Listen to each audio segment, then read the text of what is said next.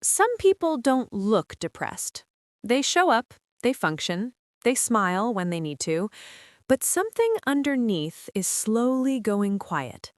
Psychology has a name for this: high-functioning depression, and it leaves behind habits most people never connect to pain. The last one especially, most people never connect it to depression at all. 1. They sleep a lot but wake up exhausted.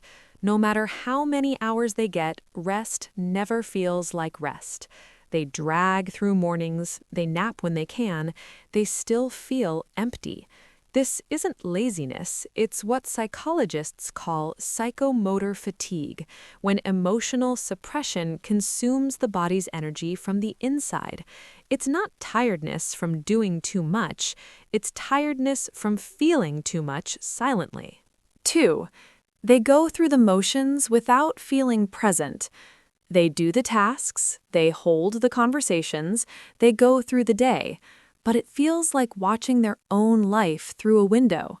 Psychologists call this dissociation, a mental disconnect between a person and their experience. It's not distraction, it's a mind that has learned to detach from pain by detaching from everything. 3.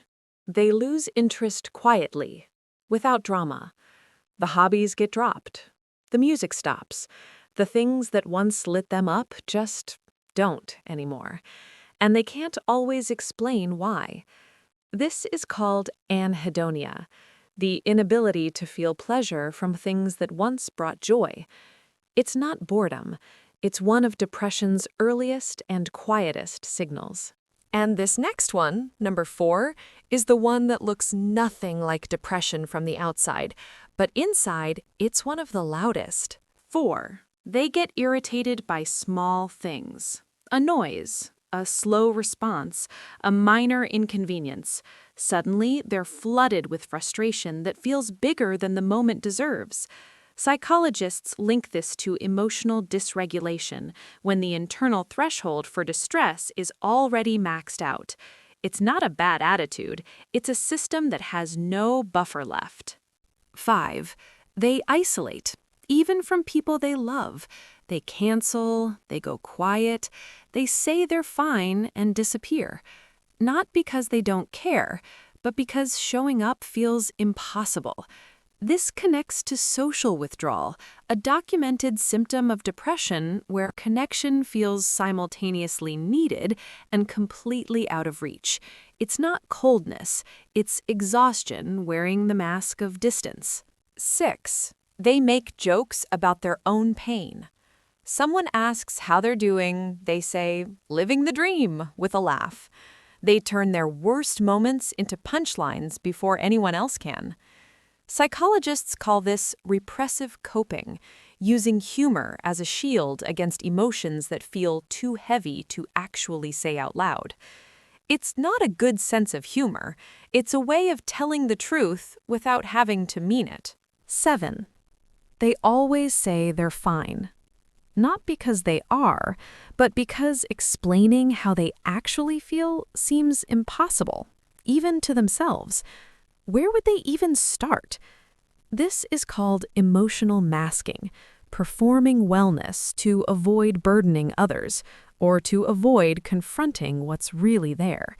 It's not strength, it's someone waiting, quietly, for someone to ask twice. If this felt familiar, that recognition matters. High-functioning depression is real, even when it's invisible. Even when you are the last person anyone would suspect.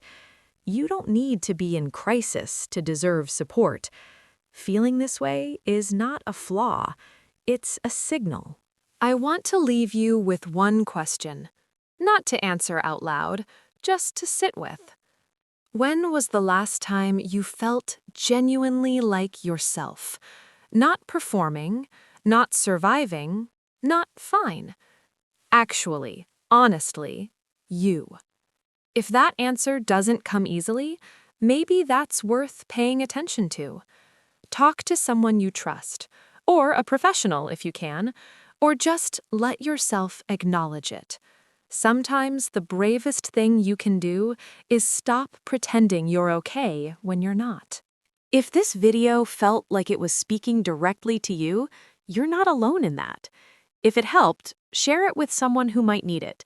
Leave a comment, even just the word same, so others know they're not alone. Subscribe to Think Bright for more honest conversations about the mind. And until next time, take care of yourself. Not because you have to, because you deserve to.